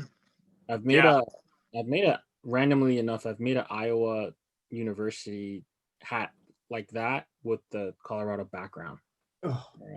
That's gross. Yeah. So I've made a hat similar to that. So it's one hat on this one I don't like it. I don't like that Arizona Cardinals one. Those colors do not work well together. They do not. Well, I mean, was it going for a Diamondbacks colorway? I mean, I'm not against people using metallic copper as Jason and I both fancy, but I think there's a degree of it being too much. I think if there was like some purple accent to it, if that was the concept they were going for, I think it would have popped a little bit better. Yeah, I don't know what they were going for. That's an interesting hat. And the Packers one, I'm confused about as well. Yeah, it's very weird too. They have some good stuff lately, but I don't know. This page doesn't represent their best work. Yeah. Well, I mean, There's like I had it last. They're swinging for it. You know, they're going for it. So you can't. Pierre, would you say it's like Dennis Reynolds on Family Fight? Then it doesn't fully represent him. Yes. Okay. Yes. I know the reference, and I know which episode you're referring to. Bronx Social dropped a couple Yankee hats, so Pierre obviously was in line to grab these. Oh yeah. I wanted all 37 of them. Mm-hmm. All over it. With the funky old school Yankee logo. I'm sure you went hard for these ones. This one's kind of cool. So, is it his name? Jeff Rose. Jeff Rose King. Yeah. He hand paints these. Yeah, just I like it. Yeah. These didn't last very long. I think this is the third colorway he's done. He's done like a teal, like the navy. Yeah. He's doing real cool stuff. I mean, if he's hand painting these, yes, well worth the money, I think. I would love to see more of that, to be honest. Yeah, it's different. It's cool. Yeah, and they all look like stamped on almost. Like it's as if they were designed to be like that. So that's a real cool touch. For You Caps dropped a bunch of hats too. Do you see anything here that kind of stands out, Pierre? I know you were on location. I was at their store today. Yeah. Did you see? I picked up that Phillies hat. Okay. And the Mets hat. The Gatorade Sixes. I did not. That's all I picked up. I do like that Mets hat in green for some reason. I just like it. How do you feel about that Seattle hat? I think we've seen that one before. That hat we saw without a side patch on. I think it was For You Caps, but without the side patch. I mean, even didn't G Tips have that on for sale on his website or something? I think Diallo had it, or one of the stores. No, it was For You Caps. J Tips. Yeah, and J Tips had it on his website too. He added his like Savior stuff on it. Cool hat. Then he had a bunch of other ones, that socks, that really old school socks with that side patch, the Gucci Cincinnati Reds, and then the really weird. What Jay, wasn't this KC hat? Didn't it have the wrong patch on it? Is that what we figured out? Well, no, it had a mistake in the patch. So they won the World Series in '85 and 2015, but this patch says '85 and 2014. Ooh. Yeah. Okay. I saw these hats in hand today. So is that like not an official patch? Like, did they make that patch up? No, it's a two-time World Series champions. I don't know who makes those. Maybe Ben knows, but no. Yeah. So just the year was wrong. The year was wrong. Yep. Crazy. I mean, hey, they might as well throw 1980 on there too when they lost the Phillies. I mean, let's make it a 4 times. You know, 4-time World Series participant. Yeah, exactly. Yeah, sure. The thing that really set that hat off was it had a metallic gold under. They had some good stuff in the store. Some of that stuff, like some of their stuff is bad though, man. It's like 50-50 in that place. ecapcity had a major drop. But they're really adding a lot of points with the shopping experience with Pierre. Pierre went to go visit them in person, and you want to talk about that, Pierre? Yeah, they were closed.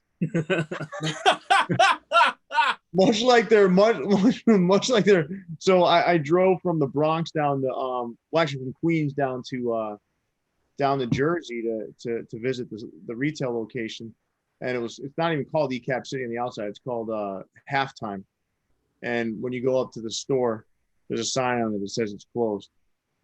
Wow. You look inside, you see the wall that they always film their IG Live and stuff, or their little Instagram videos from. But yeah, it was closed. I did happen to pick up that Seattle Mariners cap and Colorado Rockies cap, the one with the lavender bottom. I was able to pick those up. I had 2 devices going simultaneously. It took about a half an hour on each device to get through the checkout process for the hats. Yeah, their website is not set up to sell. No, it wasn't built for speed in this new age of fitted frenzy. Well, they're used to just having stuff online and just being able to buy it when you want to buy it. I don't think they were ready for this. The onslaught. We'll see if they got any better. They said they have a drop coming tomorrow. So Yeah, they do. But some of that's like, is that are they going to be open for that, or is that just online? No clue. That lavender Colorado Rockies cap is nice though. That lavender under is nice. Yeah, I dig it. I'll admit it. The new stuff, I guess. The lavenders, the teal unders, the purple unders. So they're going for it. And then there's the green eggs and spam, and then the 2 Filipino crests. That's pretty cool. Kind of surprised that we haven't done those Filipino crests yet. For all the Filipino hats that we have done, yeah. I hadn't seen that crest before. The ecapcity's done that crest quite a few times. They've done it red, okay, blue, black. So yeah, they've done it quite a few times. All right. But it looks like your prayers have been answered. You know, another pink bottom A's hat for you to buy, Ben. My God. And then some pink don't worry, it's cool out. We got some pink lemonades there for you. Yeah. What do you call them, Leon? You got all kinds of names for this shit. Like, what do you call this? Wait, say that again. Leon has all kinds of little names for these, Finkies and all this stuff. What do you call the pink lemonade? Country Time pink lemonade. It comes from a can. Country Time. I like it. It's a little powder. Country Time. Okay. I was gonna think of like maybe a pink Kool-Aid, maybe. I don't know. Okay. Yeah, Country Time, which is used by kids in Shelbyville. There you go. Then we had another teal bottom, I guess. Maybe I'm just relisting stuff multiple times. No. Well, you did it. The only one that you did twice was the A's, but you told me you were doing that for Ben because you wanted to press him. Just really wanted to dig it in there. Yeah. Twist the knife. More pink bottoms, and then the weird one here is the Yankees with the 2020. And I was told by Brian from Hat Heaven that New Era deactivated that side patch. Good. Yeah. Not surprised. That's probably a favor to the collectors out there because, you know, it's just been used so many times. And then Pierre's favorite. Oh my! What the fuck is that? That one on the left. What in God's name is that thing? It's the halfy, man. It's a Frank. Who the hell would wear that? Like the only person I can see wearing that is that what's that DC evil villain, Two-Face or whatever the. Yeah. That's what it looks like in hat form. This is a tourist hat. Like you're going to New York City, you want to get a hat that says New York. Maybe you can't afford both. In Florida. Maybe you can't afford both. Sneaker rooms in Florida. Are they? I don't know. Yeah. They do the hat pins now. No, they're in New York City. Sneaker room? New Jersey or something, yeah. Are they? Can you find out? Because I don't know. I want to know where this ugly shit is. Shoe galleries in Florida. I'm getting that mixed up with Shoe Gallery. Okay, this is. There you go. Yeah, didn't Shoe Gallery burn down? They're in Jersey City. Yeah. Shoe Gallery, they looted and stuff too. I should have guessed it. I should have guessed it was Jersey. The halfy. Happy. And came with a couple other gray bottoms. And then Pierre's here we go. I saw favorite sneaker hooks. Leon was all over these matchies. Fresh Prince 5s, you gotta match them. And then White Crown too, just to top it off. No, but there's still a market for these, right? There's still people that want this stuff, but I mean, come on, man, I don't know why. Yeah, because I'll even admit the For You Caps one, the White Crown with like the purple and the neon green underbill Tampa Bay Devil Rays that they put together, like it's a good looking hat, but it's like, I mean, I wouldn't wear it just because it's white, it's going to get dirty, but it's like visually it's pretty stunning. Yeah. These ones, okay, maybe not so much, but I think there is an execution issue with these. That Diamondbacks hat is right there with that other one we just saw. Is the ugliest one I've seen so far today. You don't agree with the hot pink, the fluorescent? Look at that thing, dude. Something looks off with the flawless hat too. It's huge. It's like the logo is like normal size, but it's just in a flawless form. No, that's the a little bit more flawless cap. Yeah. It's got some flaws in it, I think.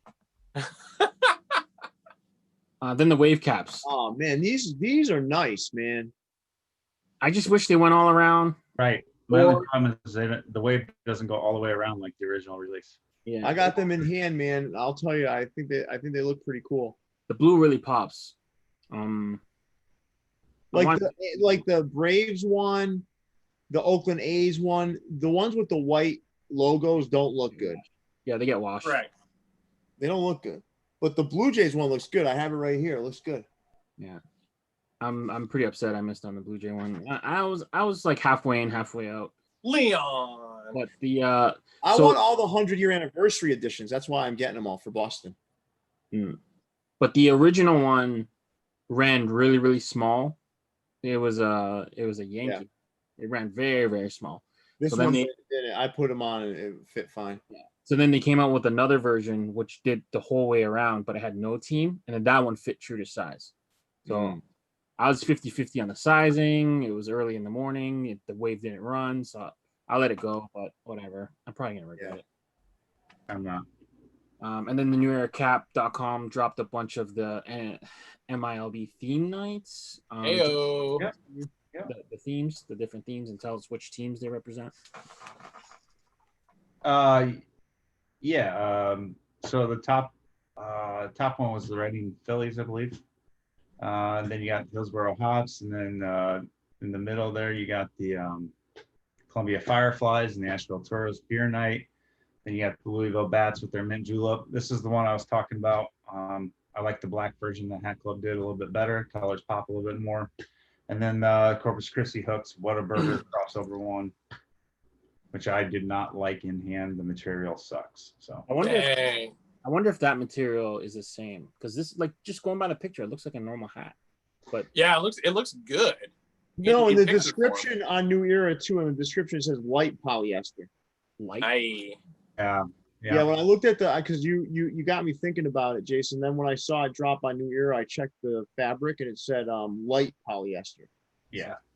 I guess they couldn't put burger wrapper in the description. Yeah. I can't wait. I can't wait till Hatclub has the ability to do this. Yes. And does it with like wool poly and then like a gray under. I think we're gonna do something like incredibly crazy with it. I mean, but in a good way. Yeah. Okay. And then the crown just fit ridiculously big when Jay put it on. It was a crazy looking hat. That light poly, it's garbage material. So another point for In and Out. Bang. Then a couple other themes.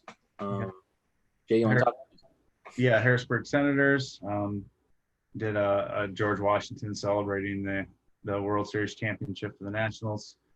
Then you got Indianapolis Indians, like an 8-bit logo. Game night or something. Yeah.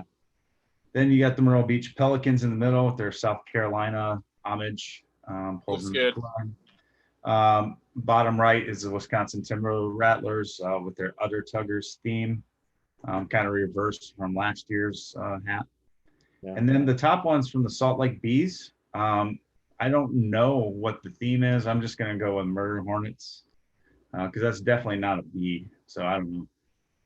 But there's nothing on their website or anything about what that theme would have been. So maybe it's for next year. Retro. That's like a retro logo because I think I have that same logo on an Ebbets. Okay. I could get that too. Yeah, that was my thought on it based on the original Salt Lake Bees. But I mean, it could also just be a Utah State history thing since they are the Beehive State.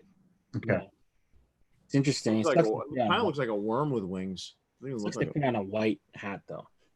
But it is what it is. And Myrtle Beach, they did a theme night, or at least a theme hat when they did the Myrtle Beach Merman. It was a shout out to Eastbound and Down. So I think nice. You can't top that hat. So everything else is a close second, I'd say. Then the hundreds dropped this Blondie Beach collab. It's good to see the hundreds kind of go back and release more fitteds. Hopefully they do more fitteds in the future. But this one went pretty quick. My fitteds dropped a bunch of hats. A lot of them had the old school look to them. So, Pierre, you see anything here that kind of stands out? I like all of them with the green bottoms, man. Yeah.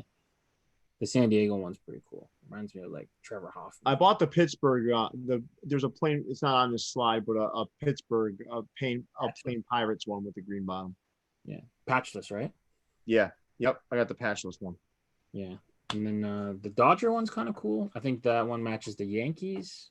Like they played the Yankees in that World Series. I could be wrong. But, yeah. Which one was it? 77. 77. Yeah. Yeah, 77 was the Yankees, and so was 78. Yep.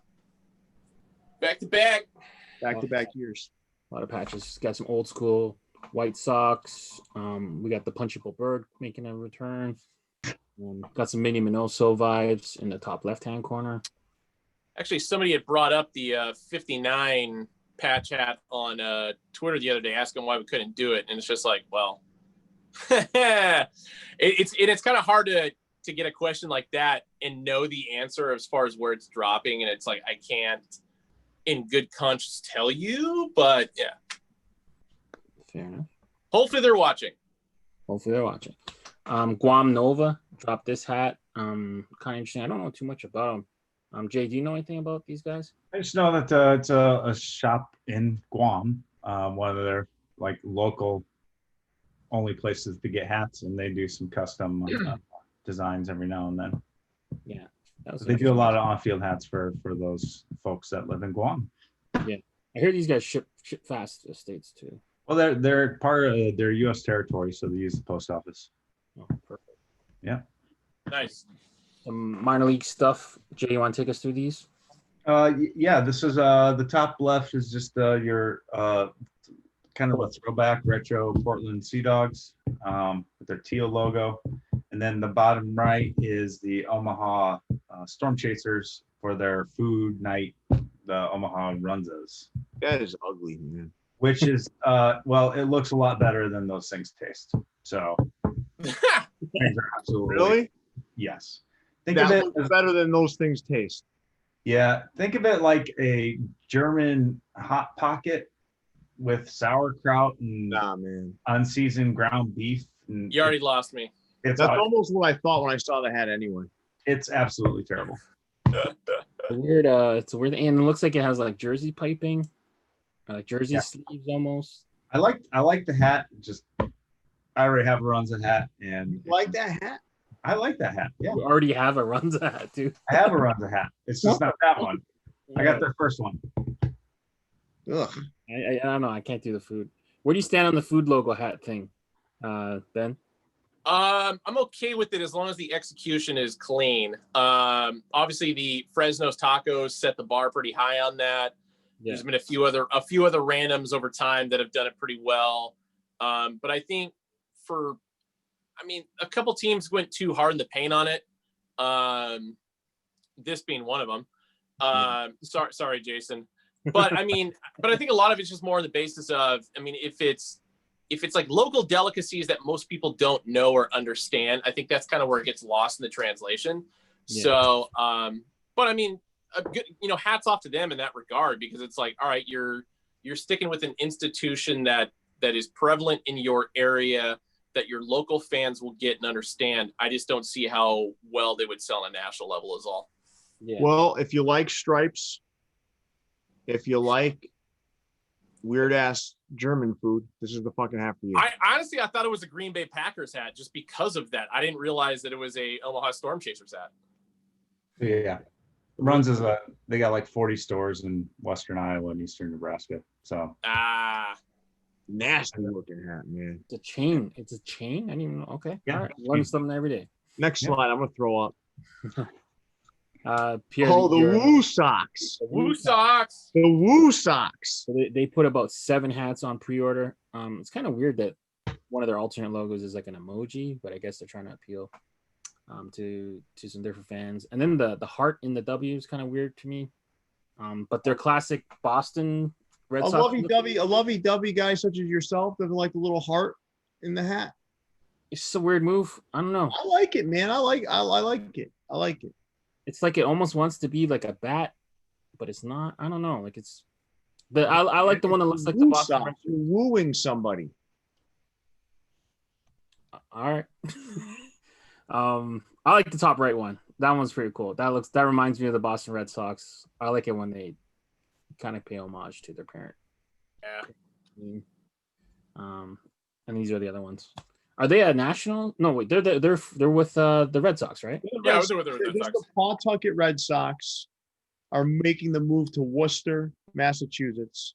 Okay. That's the AAA affiliate of the Boston Red Sox. Because if I didn't know any better, this almost looks like it's like a Nationals, like a affiliate almost, right? It's got the Red Sox.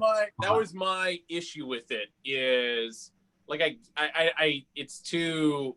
Yeah, it looks too much like the old like Senators W's. Yeah, like if you didn't know any better, like if you didn't see the first slide and you only saw this slide, you would swear that they're a Nationals affiliate. And I'm not going to hate on Worcester, Massachusetts having a AAA baseball team. It's a very interesting city, but I still can't believe that they have a AAA team. I can't either. And Pawtucket was a great place for minor league baseball. I agree. Hats. They made great hats too. They were born in Pawtucket since the 70s. Yeah. What was the reasoning behind the move? Do you know? I don't know. Money and politics, man. Always money. Yeah. It's always money. Well, and it's also kind of weird that Lowell isn't that far down the road where their single A affiliate is. So it's like I don't understand why having so. What's that? The Lowell Spinners. The Spinners, yeah. It's like I don't understand why you have so many of your farm clubs so close together. That the city of Pawtucket's stupid because this was the only thing in Pawtucket. Yes. With the Red Sox. It was like a mainstay there since the 70s. So. Yep. Now Worcester, and Worcester's a different kind of place, man. Yeah, I spent a month there, and I'm still haunted by it. Yep. Is this their AAA affiliate? Yes, yep. Their AAA affiliate. Okay, cool. Capall just dropped a couple hats on the website. Limited sizes available. The blues are pretty much out. The blacks were down to a couple per size. So check those guys out when you get a chance. Clink Room dropped the Blink. Yeah. Jay, you went through the pterodactyl one with the about that a little bit. Yeah, we went behind the logo with Nathan last night. He discussed where the idea came from and how he came up with the process of designing that logo. So cool little deep dive into that one. That one is friggin' rad. Yeah. I love it. Yeah, it's pretty cool how like that got approved. It's pretty much got the devil ray wings, so that was a cool kind of play on that. And two pro Mexican designs. I think. Do you remember what the top right one's called, Jay? It's like the. Yeah. Nope, I don't remember, but I can look it up quick. That was the collector series. It had something to do with being Mexican proud. Mexican proud. There you go. And then the bottom right one is from a Mexican designer as well. I'm all conged out. I don't know about you guys, but Casey designed that one. Yeah. So we got two kind of Kong themed ones. So Jacobo did the one on the bottom left. Yeah, he did the bottom left, and he also did the Mexico proud one. Yeah, so he had a double dip. But yeah, and then Casey did the nerd Kong. But I don't know. I told myself I'd buy every Kong that came out, but I like that one though. I like that one because of the squatchy and the brim color matching a pencil. I don't know. There's something about I like the colors on that one. What color? Yeah. Color under. I can't really tell. You think it's a gray under or on which one? On which one? On the nerd Kong. It's gold. Gold. Over and under. Yep. Over and under. I don't know. If it was pink under, maybe. Oh yeah, like the eraser. Yeah, like the eraser. That'd be badass. Or maybe even like a light blue, maybe. But no, that'll look perfect. Like the pink. Yeah, I agree. I don't know. I wear so many Kong hats. This is going to be a game time decision for me. No, you got 2 weeks. Yeah. This one was the cool one because I like that one a lot. Yeah, originally when this one came out, it was like half and half. But then to make it glow in the dark, they really made it. This is one time when this is one of the examples of when Monday morning crits turns into something great. Yeah. Yeah. I just hope they can pull it off the way they want to. It'd be interesting to see when this one actually comes back. Well, I mean, because glow in the dark thread will just look like white on white. So it's just a matter of getting in the dark. It's just, you know, and glow in the dark never really glows as much as you really want it to. So I don't even care about glow in the dark. I think it's I'm old, man. I don't leave at night. I don't wear a hat when I'm sleeping. So would you prefer they made the circuit board stuff like just black and just like made it like a regular no, hat? I love this idea. Yeah. I just really hope they can pull it off. I'm just not a fan of this hat. Yeah. I like you know how many I have on pre-order. This is the one I'm pre-ordering. I don't like. I'm not a fan of this. All right. And then news from the Hoon Express. So everything from Asia. So I guess they're gearing up for Halloween. They restocked a lot of the designs that came out last year. So the Jason, the It, and then the white It, and then they bring back some in the new colorway. So that black Pennywise is really, really interesting.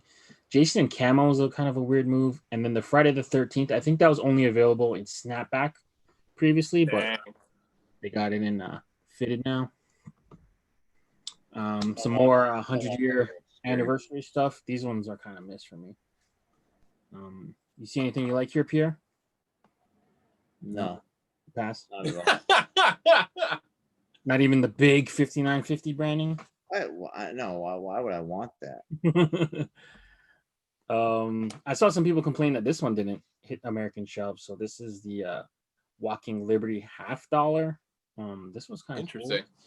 Cool for all the coin nerds. So as I'm collating my coin collection, I can be wearing this hat. Well, I mean, it's got to be such a limited market. I mean, they're releasing this halfway around the world too. So it's like not even that the American coin collectors could even get this, but it is an interesting hat. And then the Ryder Cup. So this is their on-field. They're not playing this year, so they're just going to use it next year. But the kind of the dirty tiger camo half mesh look. New Era, I think New Era America was only selling this in low profile. Yeah. But you can get the regular fit over there in Japan. Right. For a golf hat, looks really nice. I'd wear that. Yeah, no, same. I think it actually, the execution on that was pretty solid. Mm-hmm. You like the half mesh? You guys okay with the half chuck? When I'm golfing, yes. Yeah, I was gonna say it. Time and place. Yep. Fair enough. So that was it. That was a lot. Sorry, I'm laughing at the hat that Jason changed to. Jesus, man, this broke our all-time record. And there's still almost 60 people watching, and this started streaming 116 minutes ago. There we go. 2 hours. 2 hours. Ben, I thought for sure you were going to scare some people off. Honestly, I thought the same thing. Dark. What's that? It's gotten so late, your room is dark. Oh, I know, but I still got enough light to, kind of reflect in. And, if things get worse, I've got another light on top of this pedestal that I can click it on. Yeah, but it's only 8 o'clock where he is. True. But it got dark in his room. Mm-hmm. Fair enough. This was an incredible 2 hours. Yeah. And Leon wakes up at 3 p.m. He started cracking away at this presentation at 3:30, and he just wrapped up right before showtime. That's fantastic. Yeah. So listen, this was great, and I want to thank you, Ben, for being on. Hell yeah. You're a busy guy. You're constantly in the public eye. You're constantly responding to people's requests and what they're looking for from Hatclub, and we thank you for what you're doing in the community. I love kind of seeing what you're doing. I love guys like you that have been in the hat game for a long time and really understand things and really help bring all of that to the general public. I think the one thing I want to say about that is, us growing up, pre-internet, it was hard. As kids, there were things that we wanted. We didn't know how to obtain them. It wasn't until our adult years that we kind of figured this out. So if there's one thing, and as far as like the one emphasis I always want to bring up as far as like why I'm way more transparent than a lot of other companies is because we know how hard it is. You know, we've come up through the collecting game, etc. And this goes beyond hats, jerseys, just kind of everything. To have a voice that will answer the questions is very important to me. And so that's the primary reason why I do it. And I will do it for everybody until I get fired or something. Yeah, you won't. And I gotta tell you, man, awesome time with you today. As always, Jason Mead, thank you for what you do. Thank you for helping provide us and Leon specifically with a lot of work to do every Wednesday after. And Leon, as always, man, thank you for everything you put into this. And I know even in those moments where you don't want to go any farther, you don't want to create any more slides or any more, that you still keep plugging away. And I just want to thank you for that. I'm a completionist at heart. So you are. Once you start it, you got to keep plugging away. So. Well, you guys all do a fantastic job at this. I don't think you guys get enough credit for that. So I'm happy to be on it. I'm honored that I'm a guest, and I truly respect and love what you guys do. Well, thanks so much. Thanks so much, Ben. You're welcome. And to all of you, thank you for watching us for almost 2 hours. That is a true test in itself. Before we get off, Justin F just wants to know once again, when are the NHL pinkies coming? God damn it. So with that, let's do this. Leon, why don't you take us away? All right. So make sure you guys like, subscribe, and comment. Catch Ben on Thursdays on the Instagram Hatclub. If you guys aren't following Hatclub now, I don't know what to tell you really. All three of us have been on. That one guy, Trent's not anymore because he got blocked. Yeah. Way to go, jerk. Damn. But yeah, so thanks for having us on your show. You know, thanks for joining us. So make sure you guys catch us. We'll be me and Pierre will be back tomorrow, hopefully, or maybe Friday. We're gonna talk about the five worst things in hats. Right now. Yeah, Pierre and Jason the 10 best things in hats. So we'll save the worst for last. So we'll cover that on Friday. So keep an eye out on that. So yeah, stay fitted, and we'll see you guys soon.